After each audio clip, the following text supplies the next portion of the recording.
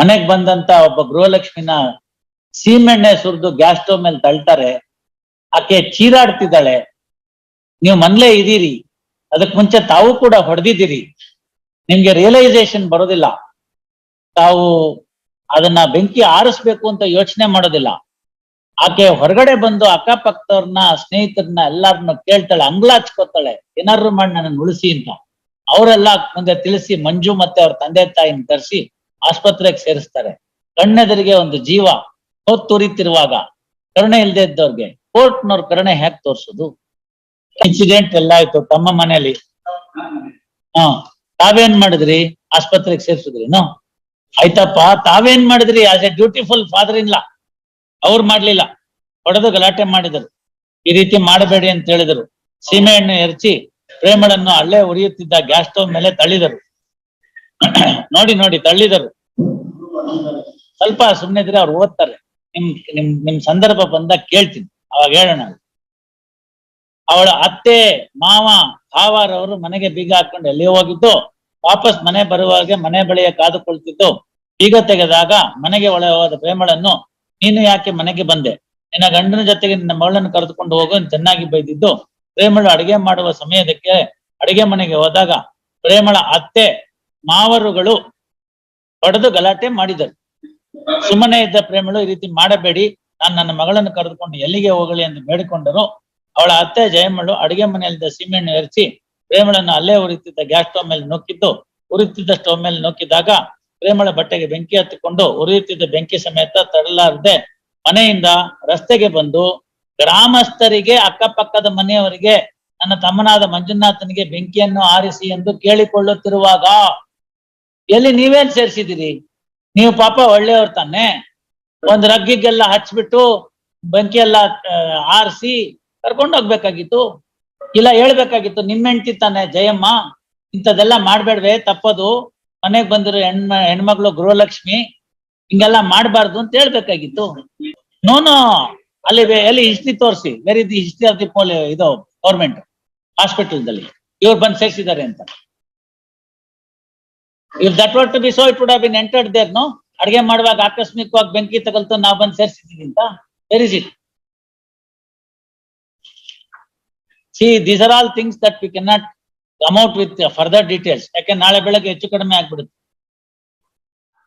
ಅವನ್ ಇದ್ದಿದ್ರೆ ಅವನ್ಗೂ ಇದೇ ಗತಿ.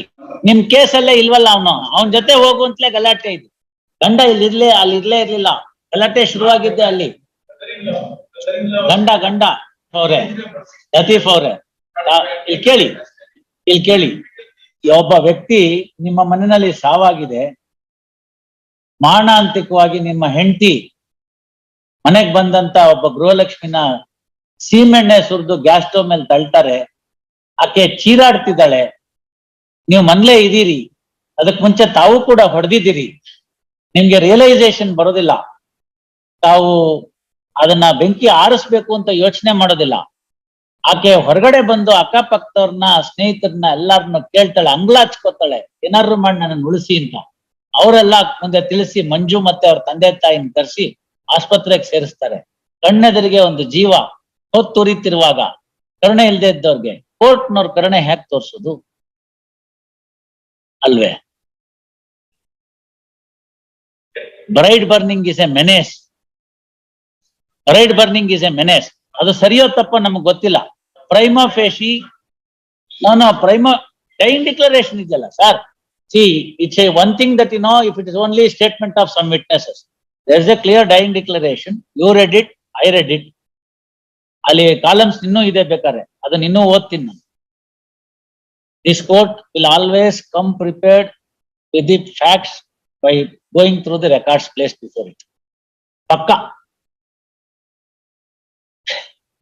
ಇಲ್ಲಿ ನಿಮ್ಮಿಂದ ಓದಿಸಿ ಸಮಯ ದಂಡ ಮಾಡ್ಕೊಳ್ತಾ ಕೂತ್ಕೊಳಕ್ ಆಗಲ್ಲ. ಯಾಕೆಂತಂದ್ರೆ ಬೇಲ್ ಜೂರಿಸ್ಡಿಕ್ಷನ್ ಹಂಗೆ 70, 80, 100 ಮ್ಯಾಟ್ರ್ ಇದ್ದಾಗ ನಾವು ಪ್ರತಿಯೊಂದನ್ನು ಇಲ್ಲಿ ಬಂದು ಓದ್ತಾ ಕೂತ್ಕೊಳಕ್ ಆಗಲ್ಲ. ತಯಾರಿ ಮಾಡ್ಕೊಂಡು ಬರ್ಬೇಕಾಗತ್ತೆ, ಪೂರ್ವ ತಯಾರಿ. ಆ ಕಾರಣಕ್ಕೋಸ್ಕರನೇ ನಮ್ಗೆ ಫೈಲ್ಸ್ ಕಳ್ಸ್ಕೊಡ್ತಾರೆ. ಸೊ ಇವತ್ತಿನ ಕೆಲಸ ಆದ್ಮೇಲೆ ನಾನು ಸಂಜೆಗೆ ಮನೆಗೆ ಹೋದ್ಮೇಲೆ ಒಂದು ಅರ್ಧ ಗಂಟೆನೋ 1 ಗಂಟೆನೋ ಪ್ರೈವೇಟ್ ಟೈಮ್ ಇಟ್ಕೊಂಡಾದ್ಮೇಲೆ ಈ ಪೇಪರ್ ಓದೋದನ್ನ ಇಟ್ಕೋಬೇಕು. That will be easier for us to handle the matters here. That's the point. So dying declaration is there.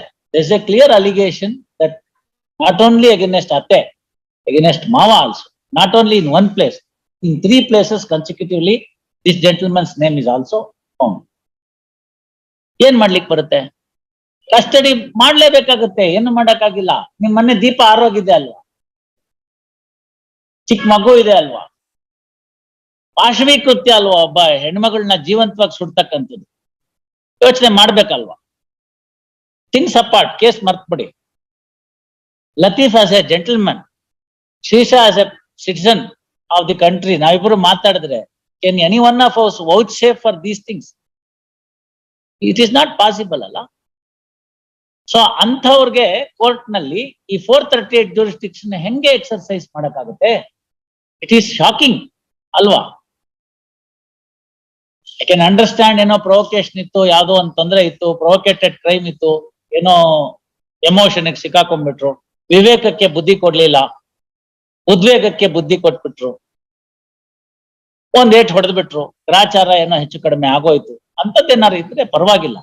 But ಈ ತರ ಪ್ರಕರಣಗಳು ಅಲ್ವಲ್ಲ, ಇದೆಲ್ಲ ವಿಶಿಷ್ಟವಾದ ಪ್ರಕರಣಗಳು. You did not come to our rescue. Villagers, ಅಕ್ಕಪಕ್ಕದವರು, ನೈಬರರ್ಸ್ ಅವರೆಲ್ಲ ಬಂದು ಸಹಾಯ ಮಾಡಿದ್ದಾರೆ. ಹೇಗೋ ಕರ್ಕೊಂಡೋಗಿ ಅಲ್ಲಿ ಹಾಕಿದ್ದಾರೆ. ಅಲ್ಲಿ ಆಮೇಲೆ ಅವ್ರ ಮಂಜು ಅನ್ನೋರು, ಅವ್ರ ಸೋದರ ಮಾವ, ಅವ್ರಿಗೆಲ್ಲ ಕರೆಸ್ತಾರೆ, ಅವ್ರಿಗೆಲ್ಲ ಹೇಳ್ತಾರೆ, ತಂದೆ ತಾಯಿ ಕರ್ಕೊಂಡು ಹೋಗಿದ್ದಾರೆ, ಆಸ್ಪತ್ರೆಗೆ ಸೇರಿಸ್ತಾರೆ. Your client knows, God knows. ಸಾಯುವ ವ್ಯಕ್ತಿ, ನಮ್ಮ honourable chief justice R P Sethi ಅವ್ರದ್ದು ಜಜ್ಮೆಂಟ್ ಅದು ಸುಪ್ರೀಂ ಕೋರ್ಟ್ ಇಂದ, ಸಾಯುವಂತಹ ವ್ಯಕ್ತಿ ತನ್ನ ಸೃಷ್ಟಿಕರ್ತನನ್ನು ತನ್ನ ಬೆನ್ನ ಮೇಲೆ ಸುಳ್ಳಿನ ಮೂಟೆಯನ್ನು ಹೊತ್ತುಕೊಂಡು ಹೋಗಿ ಮೀಟ್ ಮಾಡೋದಕ್ಕೆ ಇಷ್ಟಪಡೋದಿಲ್ಲ ಅಂತ, ಸಂದರ್ಶಿಸಕ್ಕೆ ಇಷ್ಟಪಡೋದಿಲ್ಲ ಅಂತ. ಅದಲ್ಲ, ಯಾಕೆ ಡೈಯಿಂಗ್ ಡಿಕ್ಲರೇಷನ್ಗೆ ಅಷ್ಟು ಮಹತ್ವ? ಯಮನ ಭಟರು ತನ್ನ ಕಣ್ಮುಂದೆ ಕಾಣ್ತಿರ್ತಾರೆ,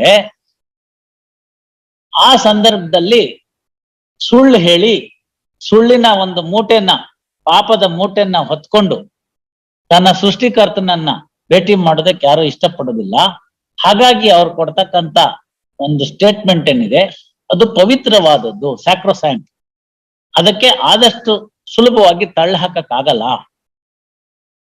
Again, Honorable Supreme Court says, when there are multiple dying declarations, ಇರ್ಬೇಕಲ್ಲ, ತನ್ನ ಹೆಂಡತಿಗೆ ಆಕೆಗೆ ತೊಂದರೆ ಆದಂತ ಸಂದರ್ಭದಲ್ಲಿ ವಾಟ್ ಈಸ್ ಎಕ್ಸ್ಪೆಕ್ಟೆಡ್ ಇಸ್ ಅವನ್ ಅಲ್ಲಿರ್ಬೇಕು, ಇದ್ದು ಕೈಲಾದಂತ ಸಮಾಧಾನ ಹೇಳ್ಬೇಕು. ಆಗಿದೆ ನೋಡೆ, ಆಗೋದಾಗೋಯ್ತು, ನೀನಂತೂ ಸತ್ತೋಗ್ತೆ ಅಂತ ಡಾಕ್ಟರ್ ಹೇಳ್ಬಿಟ್ಟಿದ್ದಾರೆ. ಈ ಮಕ್ಕಳ ಗತಿ ಏನು? ನಿನ್ ಮಕ್ಕಳಿಗೆ ನಾನು ಆಸ್ತಿ ಬರೀತೀನಿ, ಈಗ್ಲೇ ಬೇಕಾದ್ರೆ ಅದನ್ನ ಬರ್ದ್ ಕೊಡ್ತೀನಿ, ಇನ್ನೊಂದ್ಸತಿ ಬಂದ್ ಕೇಳ್ತಾರೆ, ಅವಾಗ ನಾನಲ್ಲ ಅಂತ ಹೇಳ್ಬಿಡು, ನೀನೇ ಹಾಕೊಂಡೆ ಅಂತ ಹೇಳ್ಬಿಡು, ನಿನ್ ಮಕ್ಕಳಾರ ಚೆನ್ನಾಗಿರ್ತಾರೆ. ಅವ್ರದ್ ಗೊತ್ತಾದ ತಕ್ಷಣ ಅವ್ರ ತಂದೆ ತಾಯಿ ಬರ್ತಾರೆ, ಎಂತ ಕೆಲಸ ಮಾಡಿದೆ, ಅದು ಅನ್ರಿಜಿಸ್ಟರ್ಡ್ ಡಾಕ್ಯುಮೆಂಟ್, ಅದಕ್ಕೇನು ಬೆಲೆ ಇಲ್ಲ, ಇನ್ನೊಂದ್ಸತಿ ಹೇಳೋ, ಅದನ್ನ ಬರ್ಸ್ಕೊಂಡ್ಬಿಟ್ರು ಒತ್ತಾಯವಾಗಿ.